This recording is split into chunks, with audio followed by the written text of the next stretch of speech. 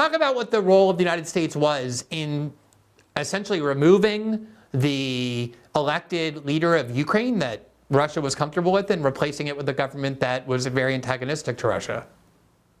Mm-hmm. Okay, well, first of all, this is the second time in 10 years. W. Bush had done the same thing in the Orange Revolution in 2004. And so, as I describe this, think about the view from Moscow as you see this happening again. So this guy, Yanukovych, I think you correctly described as sort of kind of something like more pro-Russian than somebody else or something. What? Now, of course, TV will tell you, well, he was just Putin's puppet. But I would strongly urge you, Glenn, and your audience, if you guys have not seen this, everybody go watch Patrick Bet-David's interview of Paul Manafort.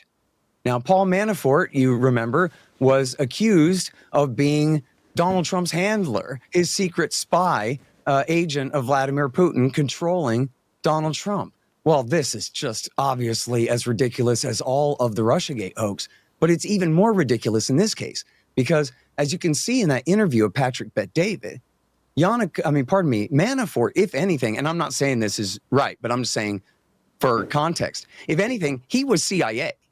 And, judging by his cufflinks and stuff, he would probably fit in with those guys. He clearly was working for, 100%, there's no discrepancy here. He was serving America's interests. He had been hired by Yanukovych to help him integrate with the West. And here's something that I had learned in that interview that I didn't know before, which was these Eastern Ukrainian oligarchs, which again, every Mueller she wrote on Twitter will tell you are all, Russian puppets or whatever. In fact, they were sick and tired of being treated like the redheaded stepchild by the Russian oligarchs. And they wanted to try their hand at playing at business with the EU. Part of it was after the Orange Revolution, the new government had nationalized their companies and given them to their friends. And this is how corrupt Ukraine is. It's one of the most corrupt societies in the world. It's like Afghanistan under the United States or something. And so they thought if they could join the EU, rules would prevent that kind of chicanery from going on. And so they were sick of the Russians and they were sick of arbitrary decisions by Kiev. And that was why the Eastern oligarchs who supported the Party of Regions, the party of Yanukovych, why they wanted to join the European Union. Yanukovych had told, and by the way, at issue was an association agreement, not full membership, but an association agreement with the EU. And Yanukovych had told his entire cabinet, I don't want to hear another word about we're leaning toward Russia instead. Forget it. It's done. And they said, okay, this is in November of 13. Now, at this time, Putin starts playing hardball and says, listen, if you do this, I'm cutting off your trade relationship with Russia. Now, he did publicly contradict that, but I'm pretty sure the other reporting that he meant it when he said it in other circumstances is probably the more serious case there. But he also offered a $15 billion loan. I forget if it was 3 or 5 right up front. The Europeans, led by the Germans and the European Union, they were demanding a severe austerity regime. Not here's a giant loan, but here's a loan that's barely enough to pay the interest payments on your previous loans. It's not even going to keep you whole. And in exchange, you're going to have to give up all your resources. You're going to have to drastically cut pensions and welfare and subsidies for fuel and all these kinds of things that are going to drastically affect the standard of living of the people. And it's a relatively poor country where these kinds of subsidies, really sustain the quality of life for people. And so they just put his back up against the wall. And in fact, Glenn, when the situation fell apart and Yanukovych balked and did not sign the agreement, Henry Kissinger blamed Angela Merkel. He wrote in The Guardian, or in an interview with The Guardian, Kissinger said, this is typical Merkel, playing hardball, playing too hard to get, and she blew it. So that was essentially the contest there. It's not that Yanukovych was Putin's puppet, that he had, somehow enslaved Ukraine under Russian control. It's that the West was bad at negotiating. And so signing on to the association agreement was postponed. It wasn't even necessarily officially canceled. But then the same groups who had done the Orange Revolution immediately came out and started to protest in the Maidan, which is the big town square there in Kiev. And just like in 2014, they were backed by tens, or I think probably hundreds of millions of dollars by the National Endowment for Democracy, the National Democratic Institute, the International Republican Institute, and 1,000 different Soros organizations, the International Renaissance Institute, and a bunch of others. And what they do is they pour in tons of money, first of all, to support so-called independent media, meaning AstroTurf, Western, or in this case, pro-Western Ukrainian, pro-EU, and anti-Russian media.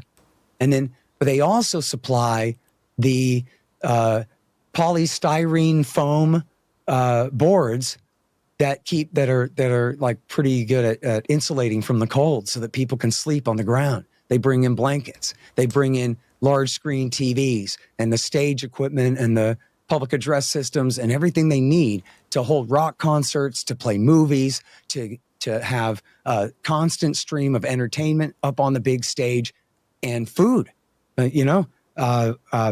constantly people cooking and all of these things. And they keep this full carnival atmosphere going through all of December and January and February into 2014.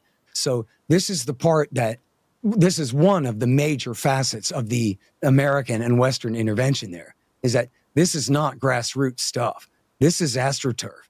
And there are obviously many Ukrainians who agree and wanted to join with the EU, or at least definitely did not want a new and deeper relationship with Russia again. But it doesn't really matter when the Americans are parachuting in with all of their agents. And, we also know for a fact, too, from deep and good reporting after the fact, that the CIA and MI6 were, in fact, involved and were working with the SVB, I believe it is, I'm sorry, the Ukrainian intelligence service. So one major faction of essentially the Ukrainian CIA was working against their own president in concert with the CIA and MI6. Now, another major and extremely important facet of the revolution of 2013-14, this coup d'etat, essentially, is the role of the radical right in Ukraine. Now, there's a big, long, complicated history, and I go into every bit of it. And just let me interrupt you there, because when I think, just to kind of translate it into the American context, a lot of people hear the far right or the extreme right or whatever, and it kind of, people are desensitized to it because of the way in which that's used in the United States. We're talking here about uber nationalist groups that have a legacy and a connection to and an admiration for actual German Nazis. They were their leaders and their symbols are people who collaborated with the Nazis, with the SS, in order to kill huge numbers of people in Ukraine and Poland.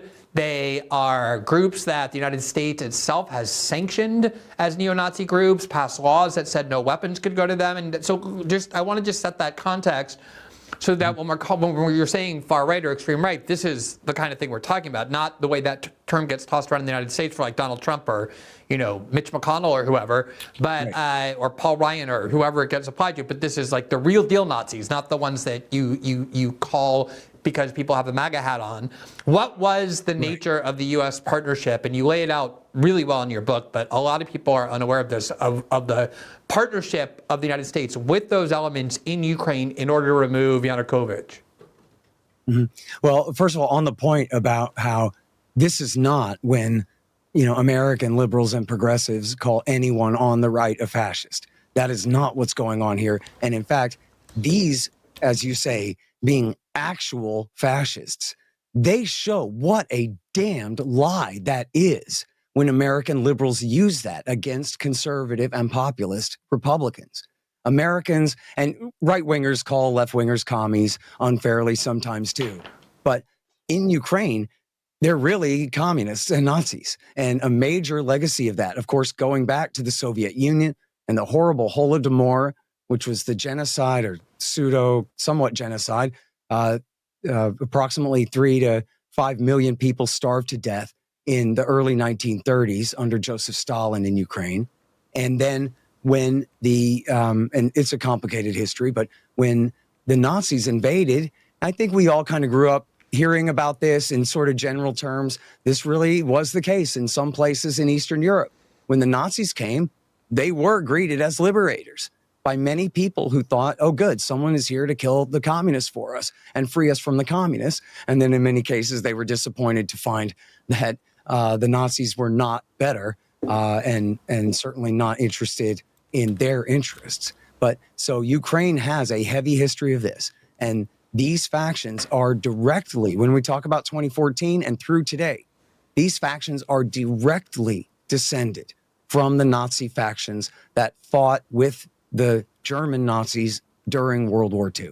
So we don't even just mean neo-Nazi skinheads like the Aryan Nation or something like that, but we're talking literally the grandsons and the great-grandsons of the men who fought for Hitler in World War II. With Nazi insignia and tattoos and flags. You know, they don't hide it. It's very out in the open. And it's, so amazing to me that American liberals, broadly speaking, Western liberals, broadly speaking, will scream Nazi at somebody for no reason other than the fact that they have a MAGA hat on or they vote for Donald Trump or oppose affirmative action or whatever. And then they meet the real deal Nazis, like the actual Nazis, the overt Nazis. And they want to arm them and fund them with no end in sight. Right. And then they want to spin and spin all day for them, too. Well, you see, Glenn, they were Nazis a few years ago, but then they're reformed. They came to Jesus and decided to not be Nazis anymore, which is just not true. And if you ask them, they'll tell you that's not true. They're proud to say what Nazis they still are, all of them. We want a clean nation, all this stuff, man. And they're war criminals and regular criminals. I mean, they murder Roma. They murder each other. They are guns for hire. And they're scum. I mean, they're equivalent to the SA. Right? They are bad guys and they act like it. And then at the start of the war, okay, well, I'm sorry, I'm getting ahead. So look, toward the end of February of 14, the European Union was taking the lead on trying to force Yanukovych to accept a deal. And he did accept it. Putin encouraged him to accept it. And that deal said that he would stand for an early election in December of 14. And that he would pull his forces back from the town square, the Maidan there in Kiev, if the protesters pulled all their forces back too. Well, they didn't, but he did. And this was a huge mistake. But when he began to pull his forces back, apparently the rest of the cops saw like the officers get on a bus and they said, well, forget this. And they all left too. And so all of the government office buildings in downtown were just left wide open. So after the neo-Nazis had taken the stage and said, we refuse to accept this deal. In fact, it was the same guy who admitted that he had led the snipers on the morning of the 18th. Parasyuk, the guy's name was, he got up there and said, we don't accept this deal. And I swear to God, if the president is not gone by 10 a.m., we're going to go there tomorrow and kill him. And the New York Times reporter even said, hey, this was a credible threat. These guys are armed with rifles and they're serious as hell. And we'll see. So then the next morning, the president fled. So this was not a classical coup d'etat. It was more of, I guess, what you would call a right-wing street putsch, where the guy was forced to flee.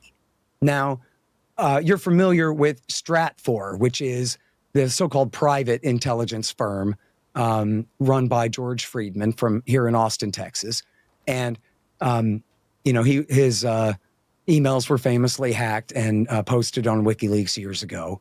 And George Friedman, I guess, fancies himself a bit of a realist analyst along the Henry Kissinger kind of lines. And he gave an interview to Kommersant, which was Boris Berezovsky's old outlet. And they asked him about the Maidan coup. And he said, this was essentially the most blatant coup in world history. And they said, well, what do you mean? You mean like the last day or the whole thing? And he said, well, the whole thing.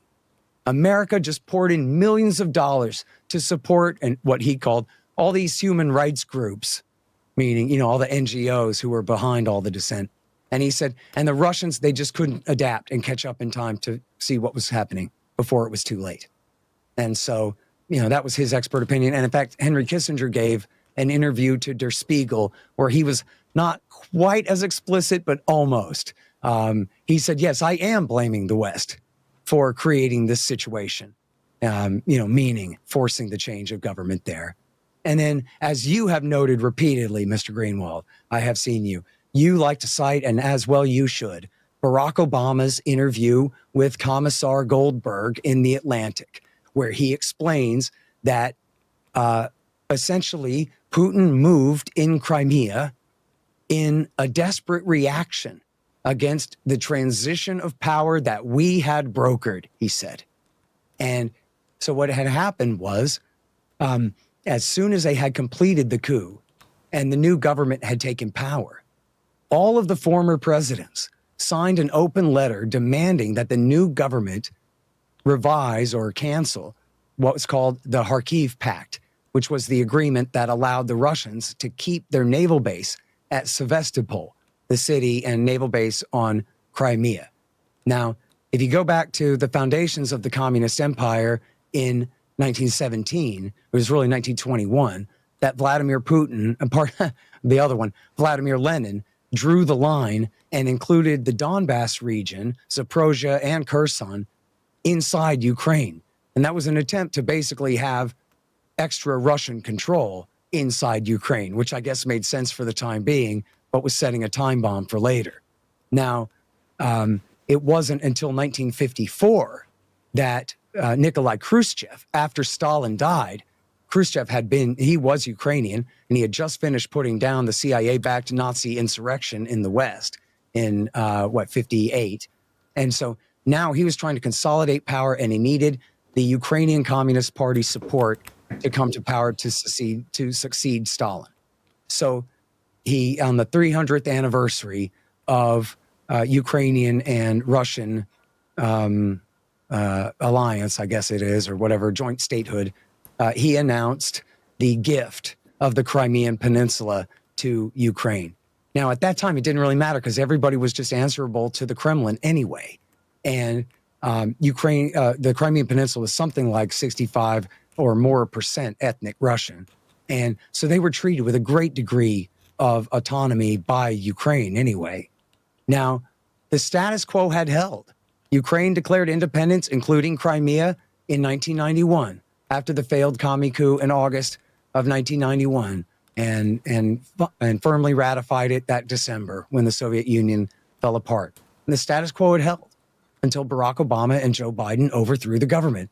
And then the previous presidents threatened, now's the time to kick the Russians out of their only warm water, all year round warm water port there in the Black Sea, and direct access to the Mediterranean.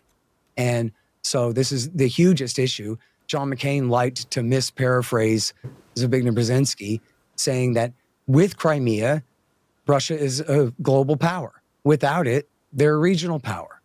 It's everything. It's their Navy's access to the Black Sea. There's no way in the world. In fact, Putin joked at the time, me and Ray McGovern used to laugh about this. Putin joked at the time, oh, the NATO sailors are great guys. But we just thought, when it's the holidays, we would rather that they come and visit us at Sevastopol rather than we go down there and visit them. So he was just saying, no, I'm not letting you have my naval base in no uncertain terms. And so then what he did was, in what's called a coup de main, one great big, not even battle, but they just essentially, the sailors and Marines went outside and stood on street corners and took over the Crimean Peninsula. Only 4 people were killed in the entire thing. But this caused a total freak out in Kiev.